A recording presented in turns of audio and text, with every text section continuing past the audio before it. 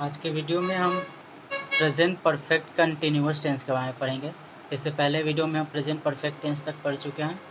इसमें present perfect continuous tense के बारे में पढ़ेंगे और साथ ही साथ कुछ कॉमन मिस्टेक्स के बारे में जानेंगे जो ट्रांसलेशन करते समय हमसे हो जाते हैं। शुरू करते हैं। सबसे पहले प्रेजेंट परफेक्ट कंटिन्यूअस टेंस, इसका पहचान क्या होता है? ता रहा है, पी रही है, दे रहे हैं और साथ ही साथ इसमें टाइम मेंशन किया हुआ रहेगा। इसके सेंटेंस में, इसके वाक्य में टाइम के बारे में दिया रहेगा, कितने देर से या कितना देर तक। ठीक, इसका स्ट्रक्चर क्या है? सबसे पहले सब्जेक्ट प्लस हैज़ या have plus been plus V1 plus ING और लास्ट में ऑब्जेक्ट, और उसके बाद यहाँ पे चेंज आता है परफेक्ट कंटिन्यूअस में कि हम फोर या सिंस का यूज़ करेंगे और उसके बाद फिर जो टाइम मेंशन वर्ड रहेगा उस वर्ड को लिखेंगे। प्रेजेंट परफेक्ट कंटिन्यूअस टेंस, इसमें क्या होता है कि कोई भी काम पहले से कुछ हुआ रहता है और कुछ जारी रहता है। मतलब थोड़ा काम कंप्लीट भी रहता है और थोड़ा काम जारी भी रहता है। इसमें इसका पहचान और स्ट्रक्चर दिया गया। सबसे पहले ये जानते हैं, ये आप लोगों को पता है हैज़ का यूज़ कब होता है? जब सब्जेक्ट सिंगुलर हो तब, और हैव का जब सब्जेक्ट प्लूरल हो तब, और जब सब्जेक्ट आई या यू रहे तब हम हैव का यूज़ करेंगे। ये परफेक्ट में आप लोग पढ़े थे। ठीक, बीन इसके साथ हमेशा रहेगा और उसके बाद V1 प्लस ING और उसके बाद लास्ट में क्या है? फोर या सिंस। तो फोर या सिंस कब यूज़ करेंगे? फोर या सिंस प्रीपोजिशन है। इसका उपयोग कब किया जाएगा फोर का? जब वाक्य में समय पक्का ना हो। मतलब कि इसमें एग्जाम्पल है 2 घंटा। ठीक, मतलब ड्यूरेशन पक्का है। ठीक, समय का ड्यूरेशन कितना है ये पता है, लेकिन कब से कब तक ये नहीं पता रहेगा। 2 दिन रहेगा, 4 मंथ रहेगा, 6 ईयर्स रहेगा। ये सब में ड्यूरेशन पता चल रहा है, लेकिन टाइम कब से कब तक है ये पता नहीं चल रहा है। तो जब टाइम पता नहीं चलेगा तो इसके पहले हम क्या यूज़ करेंगे? फोर का यूज़ करेंगे। इसके पहले हम फोर का यूज़ करेंगे और फिर उसके बाद ये जो भी टाइम दिया हुआ रहेगा वो यूज़ करेंगे। फोर या सिंस फिर टाइम। और अगर हमें पता रहेगा कि कब, एग्जैक्ट डेट पता रहेगा या एग्जैक्ट दिन पता रहेगा, जैसे मंडे कोई काम हो रहा है, मंडे से काम हो रहा है अभी तक, तो उसके पहले हम सिंस लगाएंगे। अब 2006 से हो रहा है, मतलब यहाँ पे क्या हो रहा है? पता है, डेट पता है, हमें एग्जैक्ट टाइम पता है कि कब से ये काम शुरू हुआ है, तब वहाँ पर हम सिंस का यूज़ करेंगे उसके पहले। एग्जाम्पल देखते हैं। सबसे पहले पहला है, मैं सुबह से आपका इंतज़ार कर रहा हूँ। मैं सुबह से आपका इंतज़ार कर रहा हूँ। ठीक, तो सबसे पहले सब्जेक्ट क्या है इसका? मैं के जगह क्या हो जाएगा? मैं का मतलब आई लिखेंगे। आई के बाद सब्जेक्ट के बाद क्या है हमारा? सब्जेक्ट के बाद है हैज़ या हैव। तो आई के लिए क्या आता है हमेशा? हैव। तो आई के बाद हैव लिखेंगे। I have. हैव के बाद क्या है? बीन, तो बीन लिखेंगे। I have been. फिर V1 प्लस ING है, तो इंतज़ार करना का वेट होता है, तो I have been waiting, wait plus ING waiting. उसके बाद ऑब्जेक्ट अदर वर्ड्स कुछ है नहीं हमारा। ठीक, अदर वर्ड्स बचा क्या? मैं हो गया, आई हो गया, सब्जेक्ट हो गया, सॉरी अदर वर्ड्स है इसमें आपका। आई हैव बीन वेटिंग आपका। ठीक, आपका मतलब का, आपका मतलब यहाँ पे हो जाएगा फॉर यू। ठीक, आपका जब वेट किया जाए, मतलब किसी इंसान का वेट किया जाता है, किसी इंसान के लिए कोई भी काम किया जाता है, तो क्या लिखेंगे? उस इंसान को लिखेंगे, जो भी हो, तुम हो तो यू, तुम लोग हो तो भी हो, किसी इंसान का नाम हो तो नाम लिख देंगे। और उसके लिए कोई काम किया जाए, जैसे यहाँ पे वेट उसके लिए किया जा रहा है, तो वर्ब के बाद फॉर लगाएंगे हमेशा। तो I have been waiting for you हो गया अदर वर्ड्स। फिर है फॉर या सिंस। तो टाइम पे देखेंगे। पहले टाइम क्या है? सुबह से। तो एक निश्चित टाइम है, यहाँ पे टाइम फिक्स है सुबह से। कितना देर ये नहीं है, कितना देर नहीं पता चला, बल्कि ये पता चल रहा है कि कब से है। तो जब कब से पता चले कि 6 बजे से 7 बजे से या सुबह से या मंडे से, ज़रूरी नहीं है कि एग्जैक्ट टाइम बताए 6 बजे से सुबह में, नहीं, सुबह से बता रहा है, सोमवार से दिखाए या 2006 से दिखाए, ऐसे जब दिखाता है एक निश्चित समय का एक पॉइंट जब दर्शाता है तो उसके पहले सिंस का यूज़ करेंगे। तो I have been waiting for you since the morning.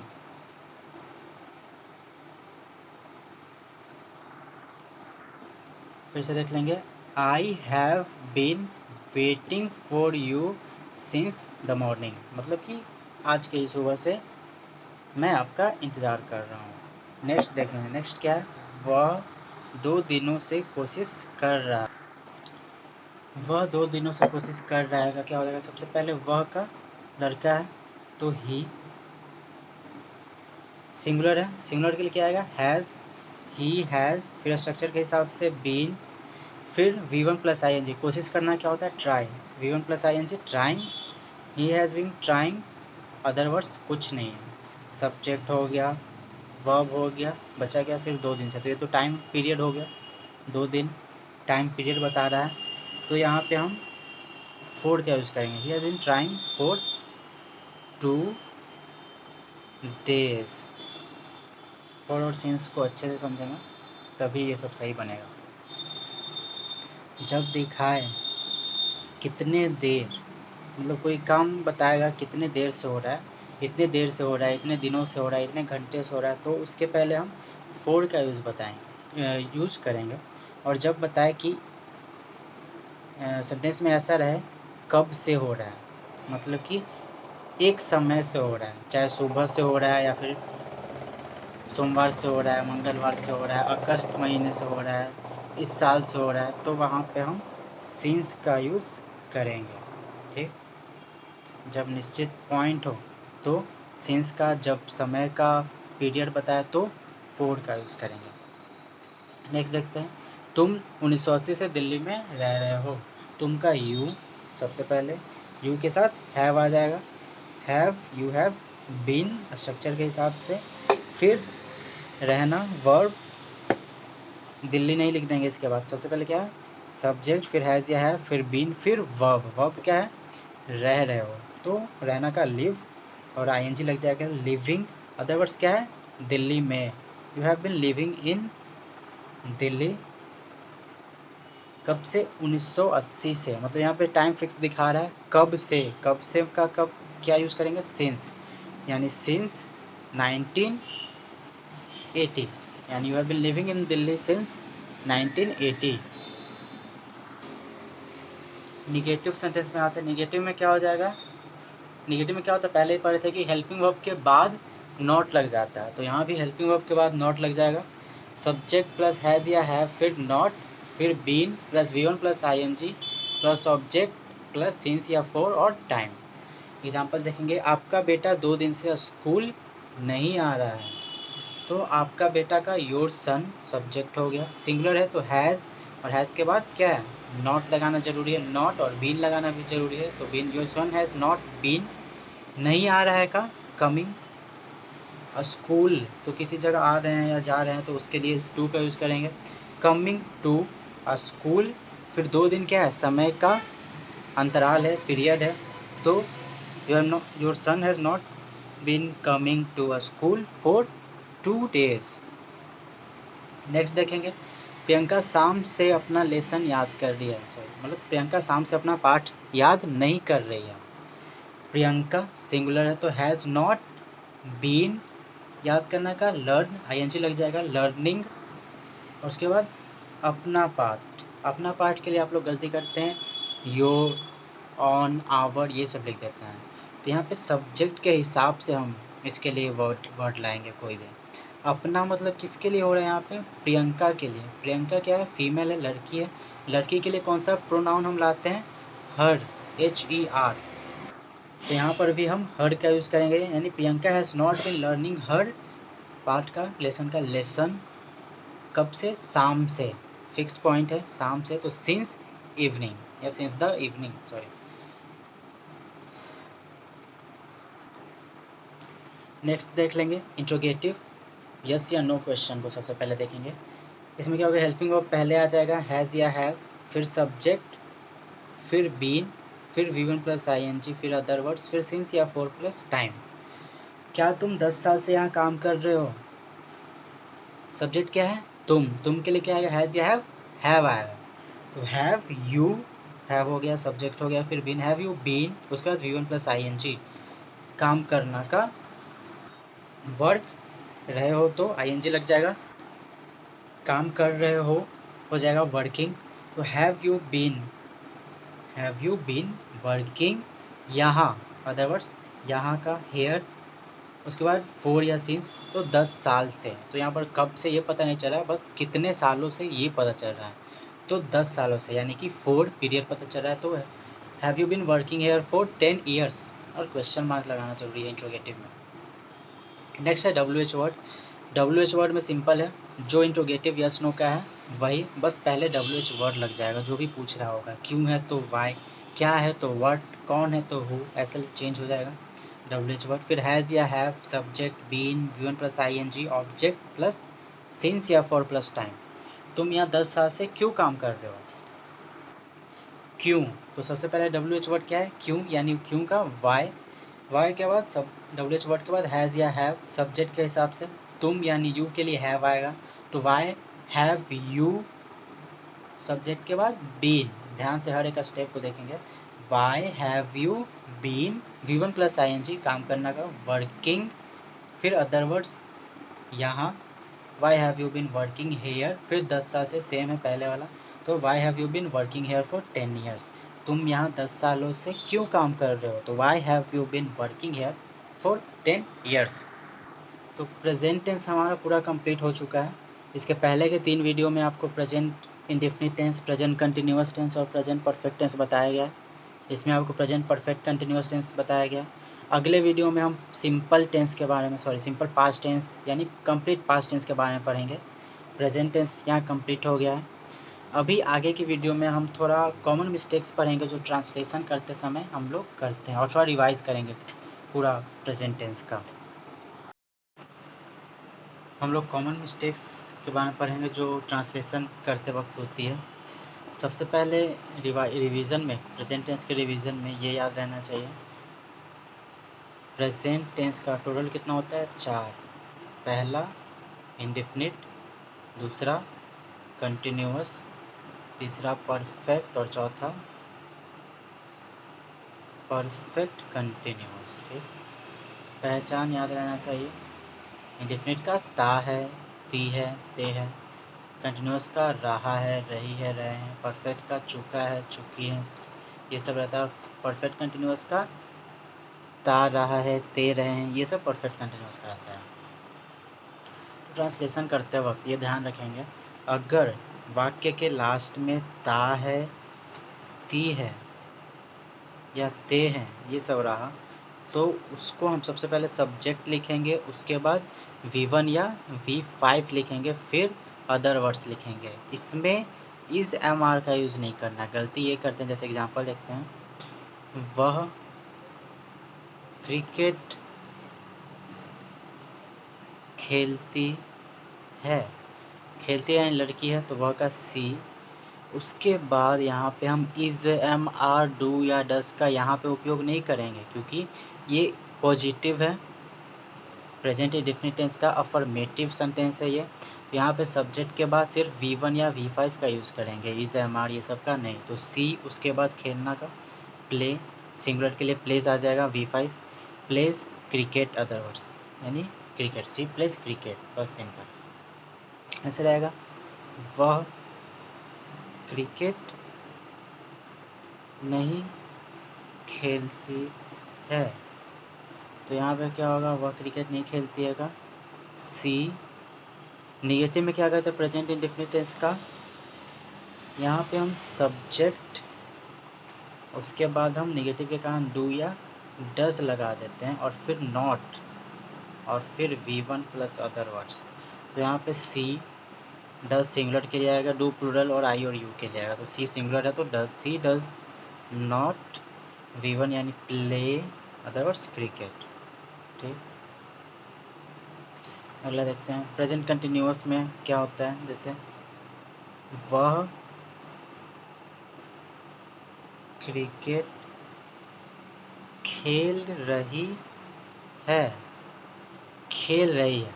तो जहाँ ता है, ती है, ते हैं रहते हैं, वहाँ पे हम सिर्फ V1 या V5 का यूज़ करते हैं वर्ब के स्थान पे। और निगेटिव में डू नॉट या डज नॉट का यूज़ करते हैं। अगर इंट्रोगेटिव रहा, प्रश्न पूछने वाला रहा, तो डू या डज पहले आ जाता है, ठीक। लेकिन कभी भी ता है, ती है, ते हैं जब रहेगा तो वहाँ पे हम is, am, are, has, have ये सब का यूज़ नहीं करेंगे। ये गलती करते हैं आप लोग, कभी भी हैज़, हैव या इज, एम, आर का यूज इसके साथ नहीं करेंगे हम, ठीक। आगे बढ़ते हैं। कंटिन्यूअस, वह क्रिकेट खेल रही है, ठीक। यानी सी कंटिन्यूअस से क्या होता है, सब्जेक्ट प्लस इज